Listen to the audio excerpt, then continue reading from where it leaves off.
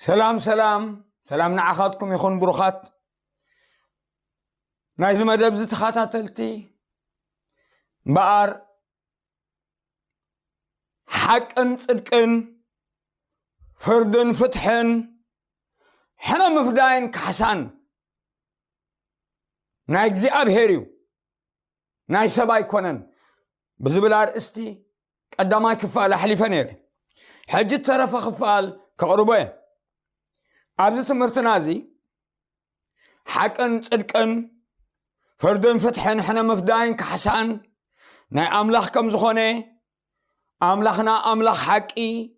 املاح صدقي املاح فردي املاح فتحي املاح حنا مفداي املاح كحسا كم زخونه مسر زفانو حقن قنعنان فردن فتحن كم زخونه ابو عمصا يلبون ابو ادلو يلبون ابو زريت يلبون ابو قنان فردي يلبون እግዚአብሔር املاخنا قنا املاخ مبار نجسات افرد زقمط سبات تراسب ابيت كريستيان زل سب بمولو زي حق زي كفلت يدلي ما بقست مرتنا برومي 10 تخلته حنا مفداي ناتيو يبل እግዚአብሔር نتما عدس سفرا حدا قالو يبل እግዚአብሔር مفداي حنا ناتيو أنا كفديه يبل እግዚአብሔር صحف يمو نتما عدسي نتي እግዚአብሔር مسفرده نت حنا زفده حنا خفدي نت زكحاس كحس بعد سلطان يمو حدا غزي عمالق مصيو ندق اسرائيل بفلاي دما نطنوسات نقولعو نشماغلتات بعمصو كفو غيروم يمو ابتطعمتو نه موسى ازي ذكر اللهم حنا دو مفدخلي قدم موتكا كبل خلن نري እግዚአብሔር نتعماصي غزي كصبدا يغبرمبر انت دعا زي تمليسو انت دعا زي تنسحو انت دعا زي تطعيسو حنا يفدي اذا فلطز زي تفلطو تكونو صبو ايكون اب زهولق معراف 30 حدا كاب حدا كم بوئ እግዚአብሔር ድማኑ ሙሴ እንደቅ እስራኤል ንሚድያናውያን حنفደ የሎም ድሕሪኡ ናብ ህዝብኻ ክትእከቢኻ ኢሉ ተዛረቡ ኣብ ቀዳማይ ሳሙኤል ምዕራፍ 15 ድማ ንአማሌቅ ተቀዲመ ዝበልኩም ኣብዚ ኸኣ ንሚድያናውያን እግዚአብሔር ድማኑ ሙሴ እንደቅ እስራኤል ንሚድያናውያን حنفደ የሎም ንደቅ እስራኤል ዝበደሎም دحريونا بزبخا كبيخايلو تزاربو موسى خانه حزبي كمزيلو تزاربو كابخاتكم سبات نوغ يدالو اميديان حنا እግዚአብሔር كيفديو خا نميدياناويان نميديان يخيدو كاب كلهم نجدات اسرائيل كاب نجد شحسب نوغ سددو يبلنا كاباشحات اسرائيل كسع نجد شح توهبو 10 شح نوق تدالو يبلنا بار እግዚአብሔር نعماصي سقيلو ايريون استوعلو محرت اب تقدماي تمرتي محرت زرخبنا نتي እግዚአብሔር استبدلو حنا زفده اكندانا سله ترخبه نسلما ام مسقل يسوع كريستوس نمدحان كيترفه እግዚአብሔር ጻድق እንቋ ከምኡ ኮነ እግዚአብሔር ተመስገነ ኣብ ቀዳማይ ሳሙኤል 15 ዝበልኩም ድማ ንአማሌቅ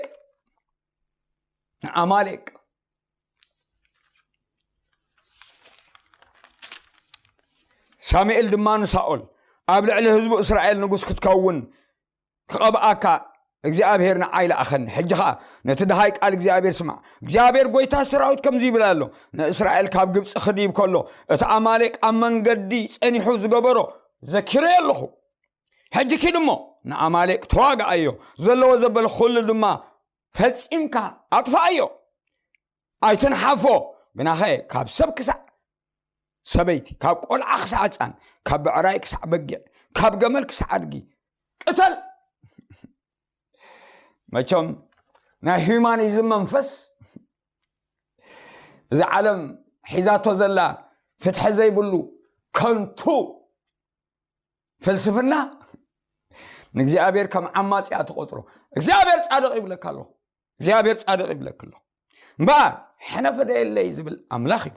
እሞ ብሓድሽ ኪዳን ኣብ ሮሜ 12 እዚ ቃል እዚ ኣንቢበልኩም ዶ እሞ እግዚአብሔር ኣይተለወጠ ዘመና ዝልውጦ ኣይኮነ እምበር እግዚአብሔር ኣብ መዝሙረ ዳዊት 89 ኣብ መዝሙረ ዳዊት 97 ፈራዲ ከም ዝኾነ ቁኑዕ ፈራዲ ከም ዝኾነ ቅድሚ ሕጂ ርኢና ኣለና ኣብ ሮሜ ምዕራፍ 2 ካብ 1 ክሳብ 16 እግዚአብሔር ቁኑዕ ፈራዲ ከም ዝኾነ ኣብኡ ኣድልዎ ከም ዘየለ ነቲ ኣብ ውሽጢ ሰብ ዘሎ ምስጢራት ሰብ ናብ ገዳም ኣውፅኡ ከከም ግብሩ ዝፈርድ ኣምላኽ ከም ዝኾነ ሐዋርያ ጳውሎስ ከም ተዛረበ ሓቢረ ኣለኹ እግዚአብሔር ተመስገነ ይኹን እምበር ሓጢአት ምስ ገበረ ዳዊት ኣብ መዝሙረ ዳዊት 51 ካብ 1 ክሳዕ 4 ዘሎ በዘረባኻ ጻድቕ ብፍርድኻ ንጹህ እግዚአብሔር ብፍርዱ ንጹህ ሓንታ ኣበል እግዚአብሔር በድልኒ ዝብል ሰብ ተልዩ ተጋጊኻ ኣይብድልን እዩ ንማንም ኣድልዎ የብሉ ስለዚ ዳዊት ዝፈሊጡ ብዘረባኻ ጻድቕ ብፍርድኻውን ንጹህ ኮይንካ ክትርከብሲ ኣነ ንዓኻ ጥራይ በደልኩ ይብል ፍርዲ እግዚአብሔር ንጹህ ኢሉ መዝሙረ ዳዊት 19 እንብቦስከ ፍርዲ እግዚአብሔር ንጹህ ኢሉ እንታይ ይገብር ብዘሎ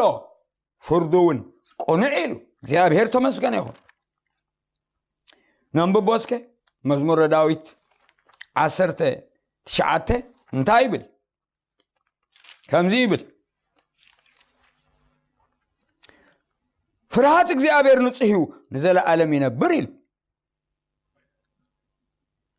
ንጹህ እዩ ንጹህ እዩ ንጹህ እዩ ዝብል ኣሎ ትእዛዝ እግዚአብሔር ንጹህ እዩ ንዕንቲ የብርህን እግዚአብሔር ክእዝዝ ከሎ ርስሓት ዘይብሉ እዩ ትእዛዛቱ እንተደኣ ተኣዚዝካዮ ዓይነ ልቦናኻ ይበርህ ለባም ትኸውን ኣስተውዓሊ ትኸውን ፍርሃት እግዚአብሔር ንጹህ እዩ ንዘለዓለም ይነብር ንእግዚአብሔር ዝፈርሆ ሰብ ንዘለዓለም እዩ ዝነብር ምክንያቱ ፍርሃት እግዚአብሔር የንጽሐና ብፍርሃቱ ኢና እናነጽሐና ንነጽህ እቲ ምጽኣት ዝጽበ ከምቲ ንጹህ ዝኾነ ንርእሱ የንጽህ ምክንያቱ ዝባላዕ ሓዊ እግዚአብሔር መጽዩ ብዘይ ቅድስና ሓደ እኳ ክሪኦ ስለ ዘይክእል ብፍርሃት እግዚአብሔር ንጽህናኻ ትሕሉ እናነጽሐካ ድማ ትኸይድ እዛ ንጽህና እዚኣ ድማ ንዘለዓለም ተንብረካ ብድሕሪኡ ዘሎ ግን ፍርድታት እግዚአብሔር ሓቂ እዩ ብዘለውን ጻድቕ እዩ እግዚአብሔር ተመስገነ ይኹን እወ እግዚአብሔር ፍርዱ ሓቂ ብዘሎ ከዓ ጻድቕ እዩ ስብሓት ንስሙ ይኹን እምበኣር ምሕረት ክልምን ተደኣ ኮይኑ ኣብ መዝሙረ ዳዊት 147 ምስ ባርያኻ ኣብ ፍርዲ ኣይትእቶ ክብል ከሎ ንርኢ ተደኣ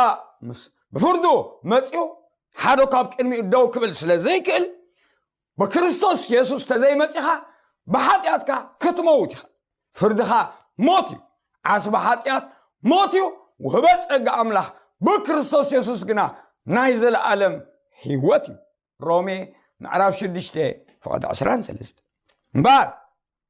ኣብ እግዚአብሔር ኣድልዎ የሎ እምበር ኣብ ያዕቆብ ምዕራፍ 2 ኣድልዎ ከምዘየለ ተዛሪቡሎ ሰብ እዩ ዘዳሉ እግዚአብሔር ኣየዳሉን ክብሪ ንስሙ ይኹን እምበር ንርአዮ እስኪ أب يعقوب معرف كلته إذا قال زي تنبيرو له أتوم حواتي أمنت بقويتنا يسوع كريستوس قويت خبري بزي أدلو حازو زدالو سبز فري እግዚአብሔር من يفر ولا حدا فردنا እግዚአብሔር يبلكم الله أبزي لواوان 19 كم يبل أبيت صلوت حدا بعال قلبت ورقي بعبع زبل كدان اتخنسب انت اتوي حدا دخاد ما رسح كدان تخدينو بدقنا رأخا انت اتوي امونتي بعبع زبل كدان اتخدنا انت رأيهم مسخابزي صبو صفرا تقمت انت بالكمو نتدخاد ما مسخاس ابزي دوبل ويس ابتيت تحتدوكو اقري تقمت انت بالكمو امن حددكم ادلو مقبار دو يكونن بخوفو حسابك فرادو دو يكونكم اتم فقراتي سمعوا بأمنات كبتم ونطم زفكروا تسفى زنبر الله منقص أخور سيلدو أملاخنتهم دخاتاتنا إذا علم زي أحارة يمني سخاتكم نان قنانا تدخانا عاكمو توم هابتامات دا يكونون زحيلوهم من نام قابايا زحبوهم من فردخم زقنون ساتهم دا يكونون كي نتتوعكم لكبر سمس عرفوا زلو حجقنا كم تصحف نبس ايكا خب نفسها جيركا افكر زبل نتنقصاوي حقي بحقي انت فصمكمو سناي تقبروا لكم انت ادلكم قنا حاجات تقبروا لكم يلو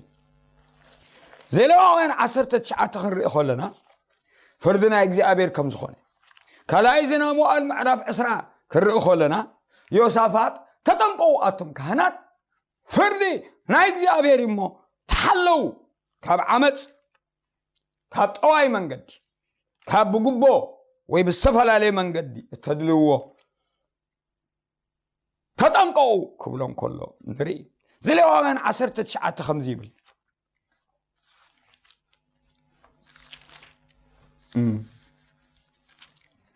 أبي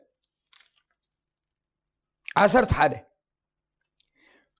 أي تسرقون أي تتقبلون حدوكا نبس آيو أي تحسو نسمع أملاحكا كي تركس بسمعي بحاسوت أي تمحالو أنا እግዚአብሔርي نبس آيكا أي تتسكت أي تعمس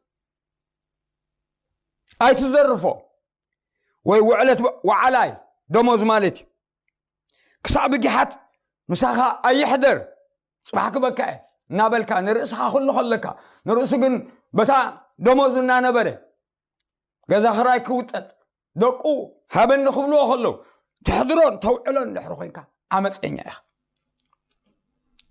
نحما نتأمام أي ترقم أبقى معور دمام عنك في أي تنبر ناملاح كاد أفرح أنا እግዚአብሔርي بفردي أي تعمصو ندخا قصوري إخا أي تدالوو نتسلطن دما قصوري إخا أي تخبرو نبس أي كاقنا بقنعنا فرد كبل كله نري كتحملكا أبز بخاي تزور نابدن بس أيكا أي تلعال أنا እግዚአብሔርي نحاوخا بلبخا أي تتصلعيو نبس أيكا بزعبو حاتيات كي تتصور أصبيكا قص نقص كيتكا قنحايو ندك هزبخا حني أي تفدن أي تكأيمن نبس أيكاس كم رأس خاد أفتوه أنا እግዚአብሔርي كبل كله نري እግዚአብሔር تمسجن يخون كم زبالكم دما يوسافات أكال أيزنا مؤال معرف عسرا نرخبو مالتي مبار أنا نسخاتكم بحقا بصدقا بفردن بفتحنينا دحينا مسوى أملاح كارينا ينيرنا بزحلفه اتمسوي حقي سلاز فردن እግዚአብሔር كمسجن كله أبرأ يوحنس 16 ترينا لنا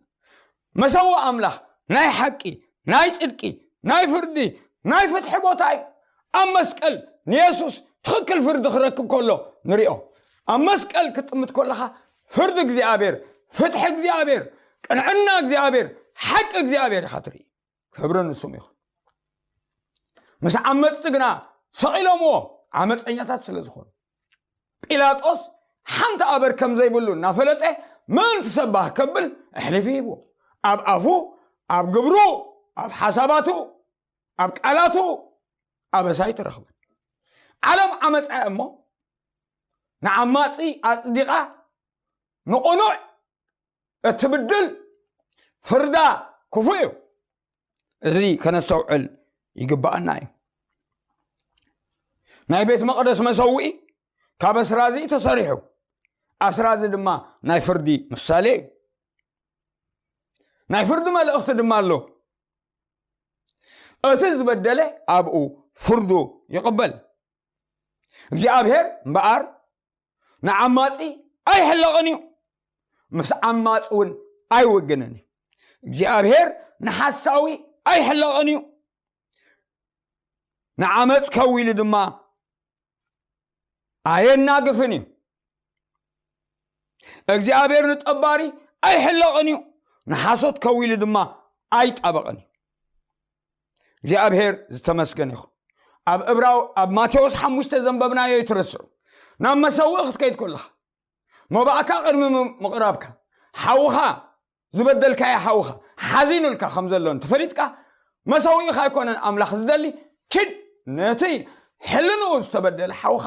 ሕልንኡስን በዲለ በል ካኡ ተረፈ ፍርድና እግዚአብሔር ዓሚፅካ እትኸይድ ኣይምሰልኪ እግዚአብሔር ዝተመስገነ ይኹን ኣብ መዝሙረ ዳዊት 119 ስለ ጻድቕ ፍርድኻ 7 ግዜ ኣብ መዓልቲ ከመስግነካ እየ ጻድቕ ፍርድ ዕለት ዝኹሪ ኣምላኽ ኣብ ምዕራፍ 7 መዝሙር ዳዊት ድማ ቁኑዕ ፈራዲ ዕለት ዝኹሪ ኣምላኽ ከም ዝኾነ ስለምንታይ ይኹሪ ዓመፅ ስለ ዝርኢ መዝሙረ ዳዊት ምዕራፍ 7 ይብል ኣለኹ ኣብ መዝሙረ ዳዊት ምዕራፍ 7 እዚ ቃል እዚ ተጻሒፉ ኣሎ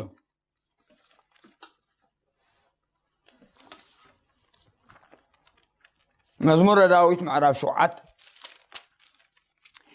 ኣብ ቁጥሪ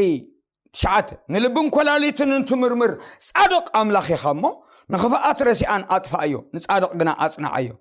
ዋልታይ ኣብ ኣምላኽ እዩ ንሱ ነቶም ቁኑዕ ዝልቦም የድሕኖም ኣምላኽሲ ጻድቕ ፈራዲ ዕለት ዝኹሪ ኣምላኽ እዩ ሰብ እንተዘይተመልሰ ሰይፉ ስሒቡ ቀሱ ገትሩ የዝግበሉ መሳርያ ሞት ድማ የዳልወሉ ፍላጻታቱ የርስኖ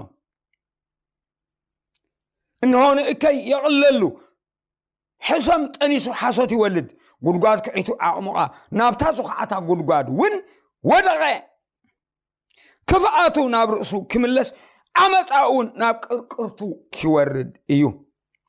نكزي ابير كم تصدقو كمسكنو نتلعول نسم اكزي ابير كزمر اللي ايه كبل كولو نري زي ابير تمسكن يخو عمتاينا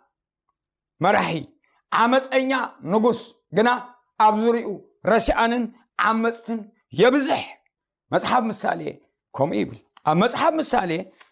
عمتنيا مرحي عمتنيا نغوس عمتنيا مكونن عمتيو ابزريو زبزح ازي انتاي يبل اب مصحف مثالي قصري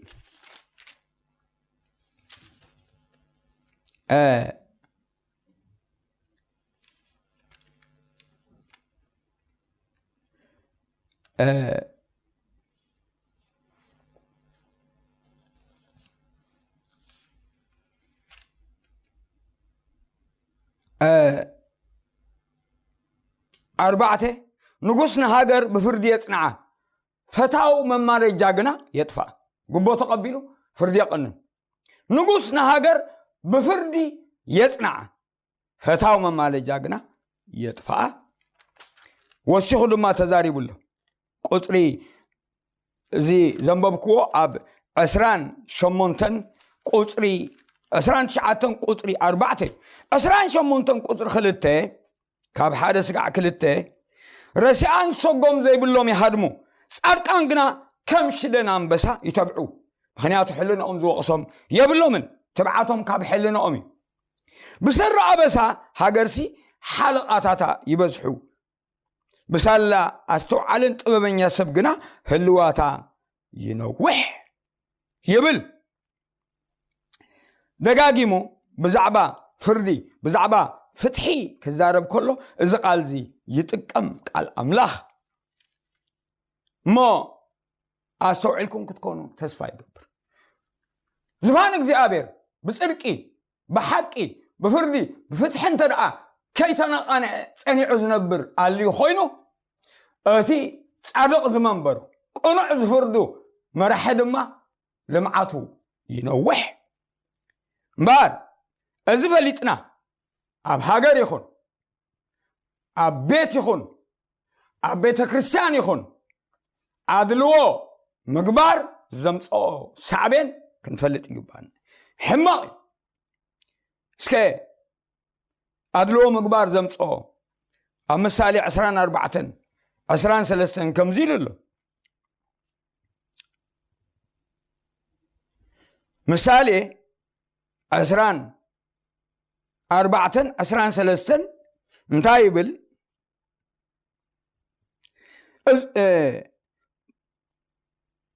ودين እግዚአብሔርን ንጉስን ፍርሃዮም ምስ ዓለወኛታት ኣይትጸምበር ብድንገት መዓት ክወርዶም እሞ ንጥፋኣት ክልቲኦም መንዩ ዝፈልጦ ኢሉ ዕልወት ትኽክል ኣይኮነን እዚ እውን ካብ ጠቢባን እዩ ኣብ ፍርዲ ኣድሎ ምግባር ሰናይ ኣይኮነን ንዝኾነ ነቲ በደለኛስ ጻድቕ ኢኻ ዝብሎ ህዝብታት ክረግሞ ኣሕዛብ እውን ክፍንፍንዎ እዮም እቶም ዝግስጽዎ ግና ድሓን ክኾኑ እዮም ኣብ ልዕሊኦም በረኸትን ጽቡቕ ዕድልን ክወርድ እዩ ኣስተውዕልኩም ዶ እቲ በደለኛ እቲ ዓመፀኛ እቲ ኣዳላዊ ንግዚኡ ክነብር ይኽእል ቀስ ብቐስ ካብ ፈተውቱ ጸላእቱ እናበዝሑ ካብ ንኣቱ ነቐፍቱ እናበዝሑ እዮም ዝኸዱ እንደገና ኣብ ምሳሌ 28-21 ተመሳሳሊ ቃል ተጻሒፉ ኣሎ ከምዚ ድማ ይብል እሙን ሰብ ኣዝዩ ይባረኽ ኢሉ ቁፅሪ 10 እቲ ዝህብትም ከብትም ኢሉ ዝህወኽ ግና ከይተቐፅዐ ኣይተርፍን ብዝተፈላለየ መንገዲ ናኻዕበተ ድሓር ከንታይ ኢሉ 21 ኣድሎ ሰናይ ኣይኮነን ሰብ ምእንቲ ቁራስ እንጀራ ይብድል ስለዚ ምእንቲ ጥቕሚ ርእስኹም ፍርዲ ኣይተቕንኑ